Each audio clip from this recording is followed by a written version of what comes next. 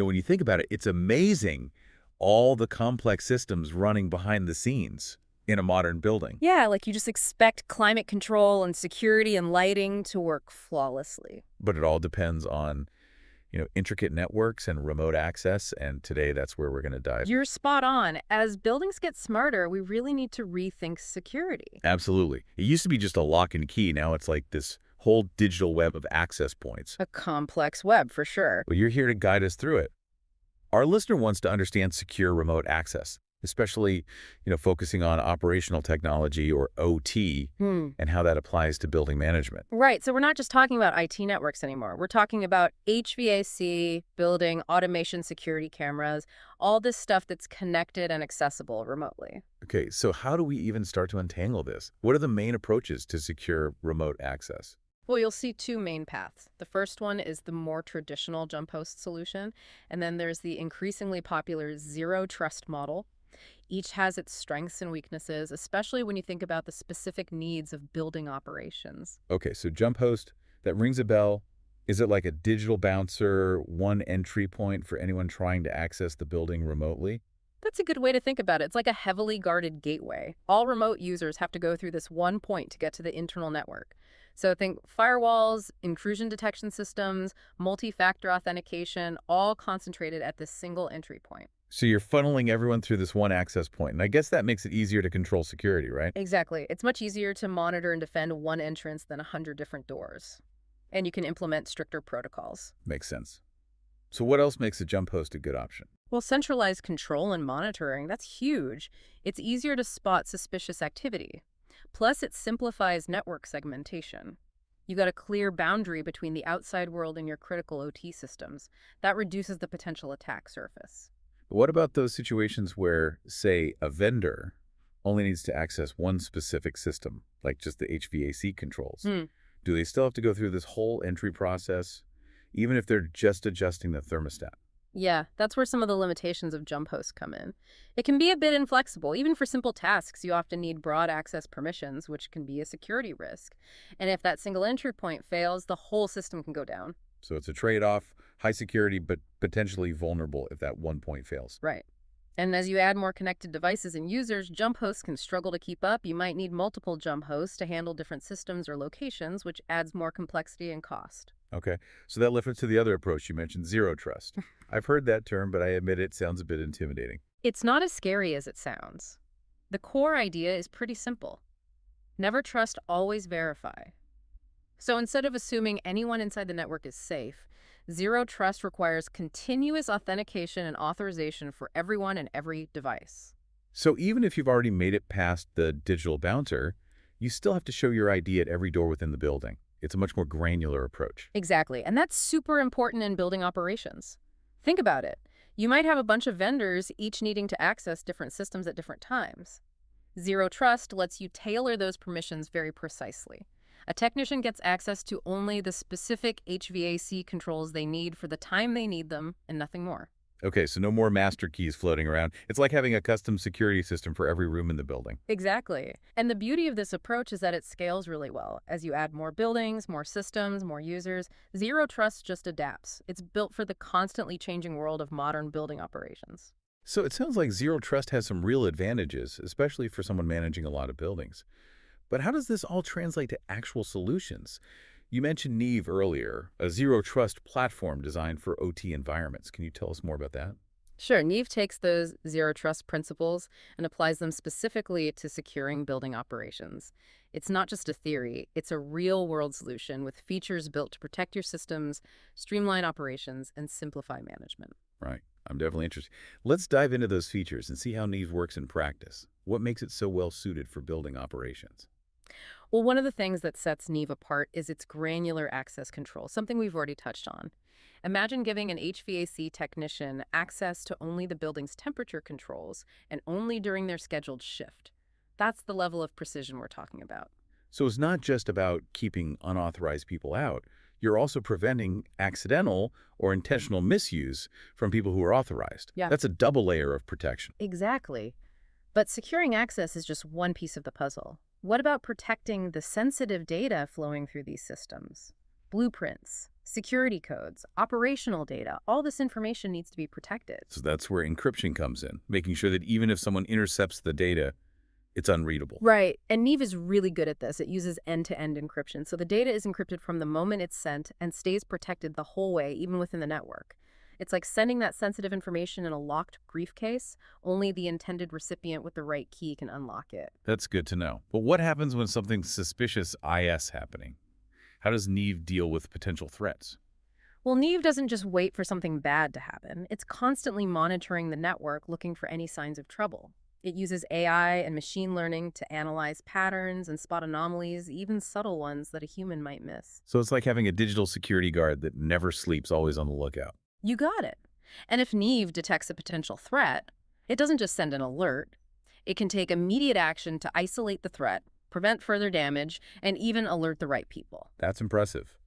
But with all this advanced technology, I'm guessing it must be a nightmare to set up and manage. Actually, not at all. Yeah. That's one of the great things about Neeve.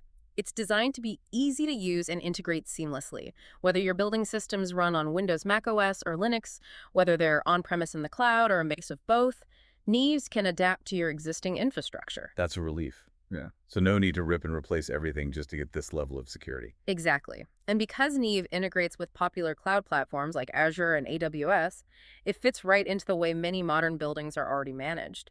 You can even deploy Neeve in a hybrid mode, gradually transitioning to a zero-trust model without disrupting your operations. That kind of flexibility is essential these days, especially when you're dealing with older systems and newer technologies all mixed together. Absolutely. Neeve is built to handle those complexities and provide a smooth transition to a more secure and efficient future. All right, so we've laid the groundwork. We've got a basic understanding of jump host and zero trust, and we've seen how Neve puts those concepts into action. But I'm really interested in hearing more about the specific benefits, especially for someone who manages multiple buildings. That's where we'll pick up after a short break. Stay with us. Welcome back. We're continuing our deep dive into secure remote access for building operations. We've already covered a lot from the limitations of jump host to the potential of zero trust. And we've introduced Neeve, a platform that brings zero trust to life with features designed for the challenges of managing operational technology.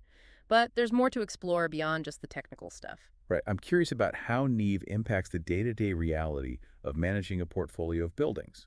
It sounds good in theory, but how does it actually translate to benefits for a building manager juggling multiple properties and vendors? One area where Neeve really excels is in boosting team productivity. Think about all the time wasted coordinating vendor access phone calls, emails, on-site visits, just to let someone in Neeve streamlines that whole process, giving you centralized control over who accesses what and when. So instead of being a gatekeeper, a building manager can focus on more strategic tasks. That level of efficiency would be huge, especially for a small team managing a large portfolio. Absolutely. And it's not just about streamlining vendor access. Neeve also simplifies troubleshooting and incident response. With traditional approaches, tracking down the source of a problem can be really tough.